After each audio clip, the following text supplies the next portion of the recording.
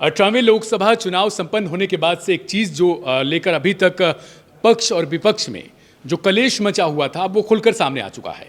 यानी स्पीकर पद को लेकर जहां तक अभी एनडीए अपनी दावेदारी कर रही थी, यानी बीजेपी जो प्रमुख दल है उसमें से वो लगातार केवल अपने पक्ष से ही स्पीकर की दावेदारी कर रही थी, जबकि विपक्ष जो है यानी कांग्रेस जो है वो लगातार ये चाह रही थी कि कम से कम डिप्टी स्पीकर का पद तो हमें मिल जाए। लेकिन अब वो खुलकर सामने आ चुका है। दोनों तरफ से प्रत्याशी उतार दिए गए हैं। एक तरफ से ओम बिरला हैं जो 17वीं लोकसभा के स्पीकर रह चुके हैं, तो दूसरी तरफ अब के सुरेश कांग्रेस की ओर से प्रत्याशी हैं। मेरे साथ रांटा और केशव जी हैं। दोनों लोगों से हम बातचीत करेंगे और जानेंगे कि आखिर इस कांग्रेस का जो रणनीति है उसमें कितनी वो सफल हो पाएगी, और डिप्टी स्पीकर के लिए को लेकर जो अभी तक इतिहास रहा है या स्पीकर को लेकर जो इतिहास रहा है उसमें अभी तक तो चुनाव नहीं हुआ था। सर दिव्यांशु, ऐसा है जिस तरह से आपने इतिहास की बात की, तो इतिहास में ये पहली बार हो रहा है जब लोकसभा अध्यक्ष के पद के लिए चुनाव इस देश में होने वाला है। और ये नौबत क्यों आई, कई कारण इसके पीछे हो सकते हैं। अगर अभी की स्थितियों को हम देखें, चुनाव के नतीजों से ही इस बात का आभास हो गया था कि पिछली 2 बार की लोकसभा चुनाव में जो नतीजे आए उसके बाद जिस तरह से सरकार चली, जिस तरह से लोकसभा राज्यसभा की कार्यवाही चली, उसमें इस बार बदलाव होने वाला है जी। क्योंकि इस बार अगर बीजेपी अपने दम पर 240 सांसद है और गठबंधन के साथ मिलाकर और उसके 290-93 सांसद है, तो दूसरी तरफ जो इंडिया गठबंधन बना है तो उसके पास भी 234 सांसद है। तो ये टसल जो है वो देखने को मिलनी थी, होना था। लेकिन अभी ये शुरुआत हो गई है स्पीकर के पद को लेकर ही। जहाँ पर कंसेंसस से हमेशा स्पीकर का पद दिया जाता था, वहाँ पर अब चुनाव की नौबत आ गई है। लेकिन इसकी नींव जो है वो प्रोटेम स्पीकर, अगर आपको याद होगा, प्रोटेम स्पीकर के पद पर किसे बैठाया जाना है, तभी इसकी नींव पड़ गई थी कि आने वाले दिनों में स्पीकर पद या डिप्टी स्पीकर पद के लेकर भी खटपट जो है वो होने वाली है, या दोनों गठबंधन पक्ष और विपक्ष आमने सामने आने वाले हैं। तो अब इसमें मिलकर सब कुछ यही देखने को आ रहा है कि जहां पर जाहिर तौर पर अगर इतिहास की भी बात करें तो डिप्टी स्पीकर का पद जो है इतिहास में लगभग हमेशा से ही वो पद ऑपोजिशन को जाता रहा है, ऑपोजिशन पार्टीज़ को वो पद दिया जाता रहा है। चाहे वो फिर इससे पहले जब अटल बिहारी वाजपेयी सरकार थी तब भी ऐसा ही हुआ था। लेकिन 2014 में जब नरेंद्र मोदी की सरकार आई तो उसके बाद AIADMK के एम दुरई को उन्हें पद दिया गया था। लेकिन 2019 के जीतने के बाद जो डिप्टी स्पीकर का पद था वो खाली पद था। तो यही एक अविश्वास की बात है कि जहां पर जो बातचीत हमने देखी कि अगर मल्लिकार्जुन खड़गे और राजनाथ सिंह के बीच जो बातचीत हुई उसमें उसका जो नतीजा निकलकर सामने आया वो एक अविश्वास के तौर पर चीज़ें सामने आई कि विश्वास नहीं है सरकार के ऊपर विपक्षी दलों का कि क्या वो डिप्टी स्पीकर का पद उन्हें दे ही देंगे अगर स्पीकर का पद के लिए वो सरकार का समर्थन करते हैं। हालांकि नंबर गेम में वो जीत सकते हैं इसमें, लेकिन एक वाइब्रेंट डेमोक्रेसी में एक ऑपोजिशन की जो भूमिका होती है और ऑपोजिशन को अपनी जो ताकत दिखानी है वो ताकत दिखाने का मौका एक तरह से इंडिया गठबंधन चाहती है कि वो चूके नहीं। बेशक वो हार सकती है, नंबर गेम वो एनडीए के पास है। ठीक है, बिल्कुल। अपने आप में देखा जाए तो पिछली जो 2 लोकसभा के चुनाव के परिणाम रहे हैं उसके मुकाबले ये वाला परिणाम कहीं ना कहीं बीजेपी के लिए बहुत बड़ा जो है बैकफायर कर चुका है, क्योंकि 240 सीटों पर ही सिमट चुकी है। हमारे साथ केशव जी भी हैं। एक तरीके से देखा जाए, अभी कुछ समय पहले ही सूत्रों के हवाले से खबर आ रही थी कि ममता बनर्जी जो हैं वो INDIA के जो अलायंस के जो स्पीकर पद के लिए नॉमिनेट हुए हैं उनको समर्थन नहीं देना चाहती हैं। कुल मिलाकर देखा जाए तो कहीं ना कहीं ये हो सकता है कि एनडीए के लिए एक तरीके से लोकसभा में ये अपने आप में दिखाने के लिए हो सकता है कि भाई देखो ममता बनर्जी तो पहले ही आउट हो चुकी हैं। हाँ, ममता बनर्जी ने अपनी उत्सुकता एनडीए के उम्मीदवार को वोट देने के प्रति जाहिर नहीं की है। उन्होंने कहा है कि इंडिया गठबंधन लोकसभा अध्यक्ष के लिए अपने उम्मीदवार उतारने से पहले उनसे मंत्रणा नहीं की है। यह एक अलग बात हो सकती है। हालांकि इंडिया के एक और अलाय अखिलेश यादव ने भी यह बात कहा है कि स्पीकर सत्ता पक्ष से और डेप्यूटी स्पीकर विपक्ष से होना चाहिए। तो जहां तक नंबर गेम की बात है तो नंबर आप कह सकते हैं कि ऑलरेडी एनडीए के पास है।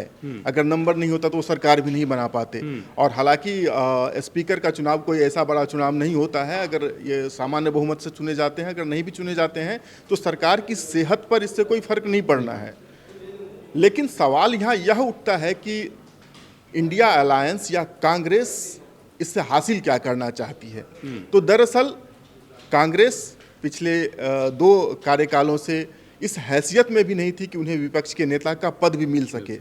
इस बार जिस तरह का प्रदर्शन कांग्रेस पार्टी का रहा है और इंडिया अलायंस में वो लोग एक साथ चुनाव लड़कर एक मजबूत विपक्ष के रूप में आए हैं। पहली बार कांग्रेस पिछले 10 सालों के बाद पहली बार 100 के आंकड़े के आसपास है। तो नंबर 1 वह एक बात साफ कर देना चाहती है कि इस सरकार का कार्यकाल इतना आसान नहीं होने वाला है। वो किसी भी सूरत में उन्हें एक पुष्प पथ नहीं दे सकते हैं। पहली बात ये। दूसरी बात, इसके माध्यम से कांग्रेस यह भी जताना चाहती है कि यह सरकार कहती है सबका साथ, लेकिन ये कंसेंसस वाली सरकार नहीं है। तीसरी बात, आप ध्यान देंगे कि उन्होंने किन्हें उतारा है। के सुरेश केरल से चुन के आते हैं और दलित सांसद हैं। तो कांग्रेस इसके माध्यम से दलित कार्ड भी खेलने की तैयारी कर चुकी है। हालांकि यह बात तय है कि यदि चुनाव होता है, हालांकि मुझे अभी भी भरोसा है, हो सकता है कल 11 बजे तक का वक्त है चुनाव के लिए, उससे 1 घंटे पहले ये विड्रॉ कर ले, ऐसा होता रहा है। लेकिन कांग्रेस को भी पता है यदि चुनाव होता है तो उसका परिणाम क्या होगा, और कांग्रेस मुझे नहीं लगता है कि उस परिणाम तक जाने की कोशिश भी करेगी। हाँ, अपने कैंडिडेट उतार करके उसने माहौल को थोड़ा सा गर्म कर दिया है और सरकार को इस बात से आगाह कर दिया है कि आने वाले 5 साल आपके लिए इतने आसान नहीं होने वाले हैं। अब आप अपनी मनमर्जी कोई बिल नहीं ला सकते हैं, पास नहीं करा सकते हैं। अब संसद में, दोनों सदनों में आपकी निर्भरता अन्य दलों के ऊपर भी रहने वाली है। बिल्कुल, अन्य दलों के ऊपर निर्भर रहेगी, कितनी निर्भरता रहेगी वो आने वाले समय में बताएंगे। लेकिन बड़ा सवाल ये है कि कहीं ना कहीं अगर एनडीए चुनाव होता है और एनडीए उसमें जीतती है, कुछ अगर ऐसा हुआ कि कुछ सांसदों ने क्रॉस वोटिंग कर दी, तो इससे नुकसान इंडिया को, या फिर अगर एनडीए वाले कर देते हैं तो कितना नुकसान आप देख रहे हैं इसमें? नहीं, देखिए, नंबर गेम में नुकसान तो साइकोलॉजिकली हो सकता है। जो आप कह रहे हो कि क्रॉस वोटिंग अगर हो जाती है, टीडीपी उनके साथ है, जेडीयू उनके साथ है। हाँ, अगर उनका टोटल नंबर से कम वोटिंग की स्थिति अगर आती है, टोटल नंबर जितना एनडीए के पास है उससे कम वोट अगर पड़ते हैं और वो अपोजिशन को चले जाते हैं, तो जाहिर तौर पर साइकोलॉजिकल एक इम्पैक्ट जो है वो सरकार पर ज़रूर पड़ेगा कि आने वाले दिनों में अगर कोई ऐसी सिचुएशन बनती है, जिस तरह से केशव जी ने कहा कि बिल आसानी से पास नहीं होंगे, तो अगर कहीं आने वाले समय में बिल्स को पास करने की सिचुएशन आ जाती है तो क्या उसमें ये क्रॉस वोटिंग हो सकती है? तो ये चिंता की बात एनडीए के लिए हो सकती है और इंडिया गठबंधन के लिए ये सुखद संकेत हो सकता है कि अगर ऐसी स्थिति बनती है क्रॉस वोटिंग की, जो आपने बात कही है। और दूसरी बात यहाँ पर जो मैं और चीज़ ये कहना चाहूँगा, जो केशव ने भी यहाँ पर पॉइंट आउट की, उनका कहना है कि कांग्रेस किस तरह से गेम खेलना चाहती है या कांग्रेस एक साइकोलॉजिकल इम्पैक्ट डालना चाहती है। और हो सकता है कि वापस नॉमिनेशन लिया जा सकता है, लेकिन वो बार्गेन करना चाहती है डिप्टी स्पीकर के लिए, और पूरा अपोजिशन डिप्टी स्पीकर के लिए बार्गेन करना चाहता है, क्योंकि अगर स्पीकर अनुपस्थित होते हैं किसी वजह से लोकसभा के अंदर, वो कार्यवाही को की अध्यक्षता नहीं कर सकते, तो डिप्टी स्पीकर की ये जिम्मेदारी होती है। और पिछली बार हमने देखा है कि ये, मैं वही कह रहा हूँ जो मैंने पहली बार कहा कि अविश्वास की जो स्थितियां बनी है ना पिछले 10 साल के अंदर, कि स्पीकर की भूमिका क्या होनी चाहिए।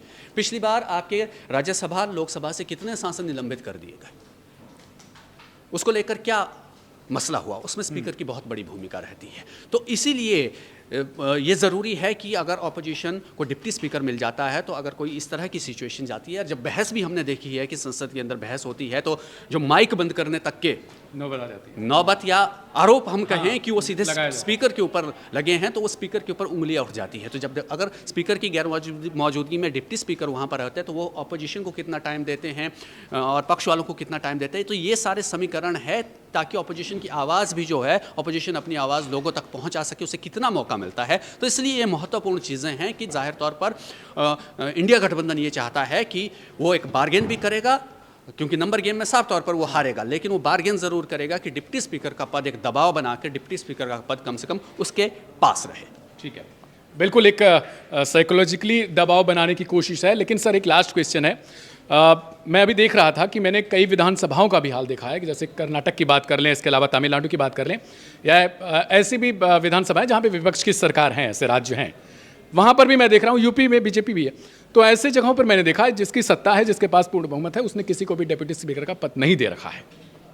इससे पहले जो सरकार थी केंद्र में नरेंद्र मोदी जी के नेतृत्व में ही, उन्होंने डिप्टी स्पीकर का पद नहीं रखा है। दरअसल डिप्टी स्पीकर का पद भी बहुत ऐसा कुछ संवैधानिक पद नहीं है, एक व्यवस्था है और उसकी ज़रूरत पड़ती है जब स्पीकर नहीं हो और लोकसभा की कार्रवाई चलानी है, तब किसी न किसी को यह जिम्मेदारी उठानी पड़ेगी। और अगर आपके पास पहले से डिप्टी स्पीकर हैं तो वो ये काम करने के लिए सबसे उपयुक्त होते हैं। हालांकि जो बात योगेश जी कह रहे थे, कांग्रेस डेफिनेटली एक बार्गेन ही है उनका कि हम सर्वसम्मति से स्पीकर चुन लेते हैं और डिप्टी स्पीकर का पद हमें मिल जाए। इसमें सारे जो गुणा गणित हैं इसी बात को लेकर के हैं कि कुछ ऐसे एम्बिशियस बिल्स हों जहां पर सरकार अगर अपनी चलानी चाहे और विपक्ष के पास कुछ ऐसी शक्ति भी बची रहे तो वो उसका ब्रह्मास्त्र के तौर पर इस्तेमाल कर सकते हैं। हालांकि जिस परंपरा के नाम पर ये कह रहे हैं यह भी कोई परंपरा नहीं है, और परंपरा भी है भी तो आप समझ लीजिए कि ब्रिटिश पार्लियामेंट में परंपराएं कानून से भी ऊपर होती है। वो उससे पहले अपनी परंपराओं को देखते हैं, फिर देखते हैं संविधान में इसकी क्या व्यवस्था है। लेकिन हमारे देश में हमारा सब कुछ संविधान सम्मत ही होना चाहिए, परंपराएं बनती और टूटती रहती हैं। ये विपक्ष को डिप्टी स्पीकर की परंपरा कब से शुरू हुई है? मेरे ख्याल से ये हालिया 20 वर्षों की घटना होगी। पहला, और एक बात और है कि पहली बार लोकसभा अध्यक्ष का चुनाव नहीं हो रहा है। पहली बार जीवी मावलंकर जो चुने गए थे वह भी चुनाव के द्वारा ही चुने गए थे, पहले लोकसभा अध्यक्ष, और उनके साथ अनंत शयनम अयंगार जो बने थे वो भी कांग्रेस के ही थे, और वर्षों तक यही परिपाटी चली आ रही थी। अगर यह परिपाटी थी कि सत्ता पक्ष का ही लोकसभा अध्यक्ष हो तो यह परिपाटी भी टूट चुकी है। 1996 में जब अटल बिहारी वाजपेयी की सरकार बनी थी 13 दिनों के लिए, तो पीए संगमा को बनाया गया था लोकसभा अध्यक्ष। बहुत सारे ऐसे उदाहरण पड़े हुए हैं और आदर्श भी बने हुए हैं। परंपराएं भी नई परंपरा बनी है। अभी एक परंपरा तो ये भी हो सकती थी जिसकी तरफ योगेश जी बार बार इशारा कर रहे थे कि लोकसभा अध्यक्ष और उपाध्यक्ष का पद इतना महत्वपूर्ण क्यों हो गया है, ताकि मुश्किल परिस्थितियों में सरकार या विपक्ष, जो भी पक्ष है, वो अपने हिसाब से सदन को चला सके, इसलिए बना है। एक आदर्श स्थिति तो यह भी हो सकती थी कि जब नीलम संजीव रेड्डी लोकसभा अध्यक्ष चुने गए थे तो ऐसा आदर्श उन्होंने प्रस्तुत किया कि कांग्रेस पार्टी की सदस्यता से उन्होंने इस्तीफा दे दिया, यह कह करके कि लोकसभा का अध्यक्ष सबका अध्यक्ष होता है। तो यह परंपरा भी शुरू हो सकती थी। लेकिन परंपराएं क्या है, बनती हैं, टूटती हैं। बहरहाल यह एक प्रेशर पॉलिटिक्स है, एक बार्गेन डील है। हो सकता है कल तक इसका भी पटाक्षेप हो जाए, चाहे बीजेपी ही कदम पीछे खींच ले और कह दे भाई डिप्टी स्पीकर का पद हम दे देंगे आपको। ऐसी संभावना नहीं लगती है कि बीजेपी कदम पीछे खींच ले, क्योंकि बीजेपी को अपने अलाय को भी संतुष्ट करना है। बीजेपी के सामने यह भी स्थिति है, क्योंकि बार बार अंदर खाने से यह बात आ रही थी कि टीडीपी कह रही है कि लोकसभा का अध्यक्ष उनका हो, लेकिन इस बीच में शायद बिहार के मुख्यमंत्री नीतीश कुमार से बीजेपी के केंद्रीय नेतृत्व की कुछ बातचीत हो गई और नीतीश कुमार ने साफ कह दिया कि बीजेपी के कैंडिडेट को हम समर्थन देंगे लोकसभा अध्यक्ष पद के लिए। तो टीडीपी की डिमांड वहां पर थोड़ी सी कम हो गई है, लेकिन टीडीपी डिप्टी स्पीकर पद के लिए वो भी अपने पास से चल चुकी है। तो सरकार के पास बहुत ज़्यादा विकल्प नहीं है और ये ऐसे अपने मोहरे वापस ले लेंगी, ऐसा लग तो नहीं। ठीक है सर। एक अंतिम क्वेश्चन छोटा सा, बस ये कि सर ओम बिरला की जगह अगर किसी और का नाम होता तो शायद समर्थन करती कांग्रेस, क्योंकि देखा है हमने 17वीं लोकसभा में किस तरीके से कुछ हुआ है और उनके नाम को लेके भी। नहीं, नाम को लेकर यहाँ पर ज़्यादा असमंजस की स्थिति में नहीं होगी कांग्रेस या विपक्षी गठबंधन। वो सरकार का प्रेरोगेटिव था कि उसने किसे एक तरह से एनडीए गठबंधन ने किसे उम्मीदवार बनाना है अध्यक्ष पद के लिए। तो ओम बिरला के नाम को लेकर सहमति बने नहीं बने ऐसा नहीं है, लेकिन इसमें जो एंगल है वो दूसरा ही है, वो डिप्टी स्पीकर को लेकर ही है कि अगर आम सहमति से अगर राजनाथ सिंह ये बोलते हैं कि भाई खड़गे को फ़ोन करके कि हमें स्पीकर पद के लिए आप सपोर्ट कीजिए, तो जाहिर तौर पर विपक्ष डिप्टी स्पीकर की मांग करेगा। तो ये आपस में एक विश्वास की बात थी। अब अगर स्पीकर पद को लेकर विपक्ष जो है वो समर्थन कर देता है एनडीए का और डिप्टी स्पीकर पद वो ना दे, यह अविश्वास की बात आ गई। ये इतना ज़्यादा अविश्वास हो गया, जो केशव कह रहे हैं परंपराएं किस तरह की रही है, टूटती बनती रही है, लेकिन इस बार जो ये परंपराएं या अविश्वास की स्थितियां बन रही हैं ना, वो इतने बड़े लेवल पर है कि इतने बड़े स्टेचर के नेता जब आपस में बात करते हैं कि आप हमें समर्थन कीजिए, तो दूसरे वाला शर्त रख देता है, और अगर वो शर्त रख देता है तो पहले वाला उसको रिस्पॉन्ड नहीं करता है, तो वो अविश्वास की परिस्थितियां बहुत खतरनाक हो गई हैं। इसीलिए जो है दोनों तरफ से ये लड़ाई चल रही है और दोनों एक दूसरे के आमने सामने खड़े हो गए। नतीजा जो भी हो, जिस तरफ की हो, लेकिन एक मैसेज जो है वो ऑपोजिशन भी देना चाहता है कि हम जो है इतनी आसानी से अब घुटने टेकने वाले इस बार नहीं है। नहीं, ठीक है, बिल्कुल। चलिए भैया, देखिए सीधी सी बात है कि डेप्यूटी स्पीकर दे दो और अपना स्पीकर बना लो। कुल मिला जुला के यही कांग्रेस और बीजेपी में चल रहा है। बीजेपी देना नहीं चाहती, जाहिर सी बात है, क्योंकि उसके सहयोगी दल भी हैं, और कहीं ना कहीं गठबंधन चलाने के लिए, सत्ता सरकार चलाने के लिए आपको कॉम्प्रोमाइज़ करना पड़ता है।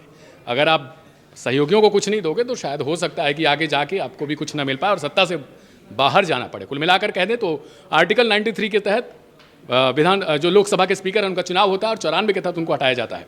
अब देखने वाली बड़ी बात होगी कि कल जब 11 बजे चुनाव होगा, उस दौरान क्रॉस वोटिंग होती है या फिर नहीं होती है, किसका स्पीकर बनता है। लेकिन एनडीए फिलहाल भारी जो उसका पलड़ा है, लेकिन डेप्यूटी स्पीकर पेंच है। फिलहाल मेरे साथ इतना ही। बाकी की अहम और ताज़ा खबरों के लिए वन इंडिया हिंदी को सब्सक्राइब करके जरूर रखें। नमस्कार।